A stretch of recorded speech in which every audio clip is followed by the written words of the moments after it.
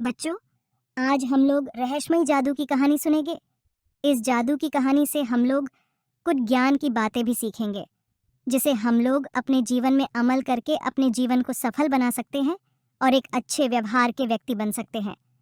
तो चलिए सुनते हैं जादू की कहानी। एक चूहा और जादुई छड़ी।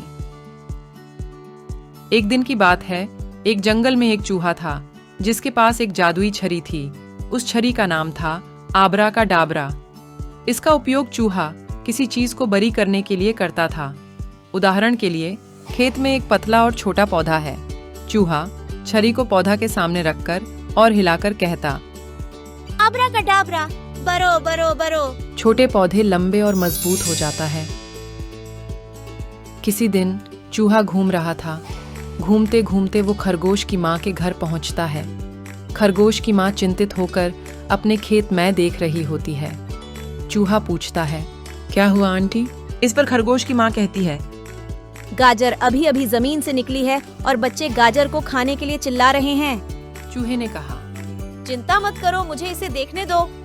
चूहा ने अपनी छड़ी निकाली और छोटी गाजर की तरफ रखकर हिलाया और कहा, आबरा का डाबरा, बरो बरो बरो। गाजर बरी हो गई। खरगोश की माँ बहुत खुश हुई और चूहे को धन्यवाद कहा।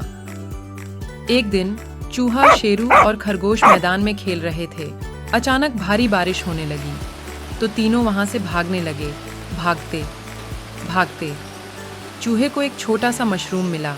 चूहे ने अपनी छड़ी रीढ़ से मशरूम के सामने रखा और कहा, आबरा का डाबरा, बरो बरो बरो। छोटा मशरूम वास्तव में एक बड़ी छतरी बन गया।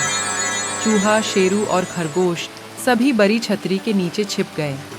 लेकिन एक दिन चूहा की जादुई छड़ी आबरा का डाबरा खो गया। चूहा बहुत उदास हो गया। वो सोचता रहता कि उसकी छड़ी किसने चुराई। चूहा उदास होकर जंगल में घूम रहा था। तभी उसे एक गुफा से आवाज आई, छोटे चूहे, आओ और मेरी मदद करो। चूहा आवाज सुनकर गुफा के अंदर जाता है तो वो देखता है कि भेड़िया गुफा में चिंता कर रही थी। वो भेड़िया बहुत बड़ी हो गई है। चूहे ने भेड़िया से पूछा, तुम इतनी बड़ी कैसे हो गई?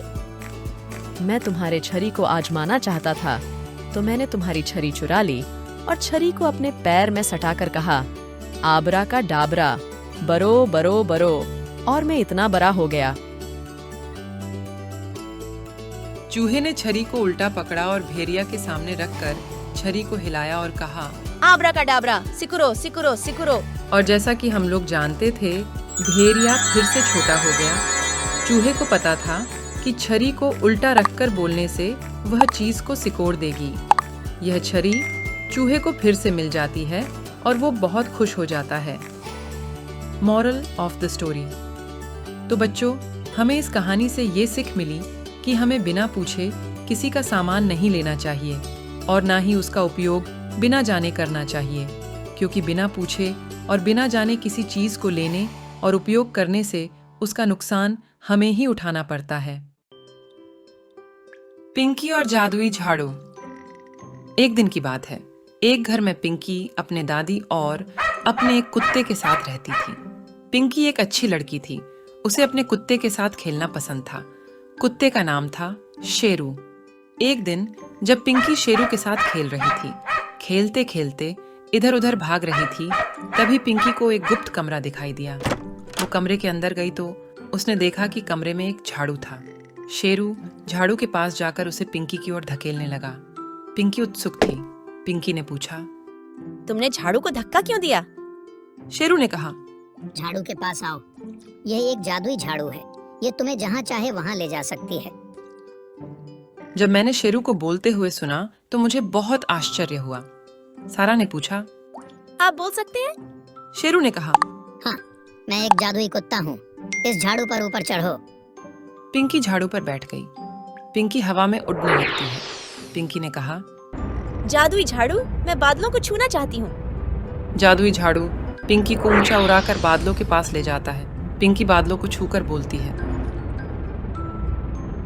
बादल बहुत नरम है, बादल सफेद रंग का है, बादल ठंडा है। पिंकी ने कहा, जादुई झाड़ू, मैं इंद्रधनुष को छूना चाहती हूँ। जादुई झाड़ू ने पिंकी को ऊंची उड़ान भरकर इंद्रधनुष के पास ले गया। पिंकी ने कहा। इंद्रधनुष बड़ा है।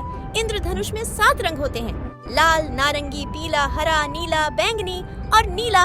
इंद्रधनुष सुंदर है। पिंकी ने फिर कहा। जादुई झाड़ू, मैं अंतरिक्ष में उड़ना चाहती हूँ। जादुई झाड़ू ने पिंकी को अंतरिक्ष में पहुंचा दिया। पिंकी ने कहा। कितना सुंदर स्थान, यहाँ अनेक ग्रह है। ये सूरज है, ये प्लैनेट मर्क्यूरी है, ये वीनस ग्रह है, ये प्लैनेट अर्थ है, ये प्लैनेट मार्स है, ये प्लैनेट जुपिटर है, ये प्लैनेट सैटर्न है, ये यूरेनस ग्रह है और ये नेपट्यून ग्रह है।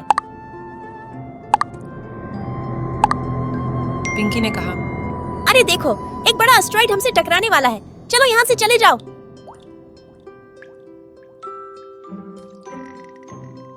जादुई झाड़ू तेजी से उड़ने लगी। वो पिंकी को एस्टेरॉइड से दूर ले आई। तभी अचानक पिंकी झाड़ू से गिर गई। जादुई झाड़ू, मेरी मदद करो, मैं गिर रही हूँ।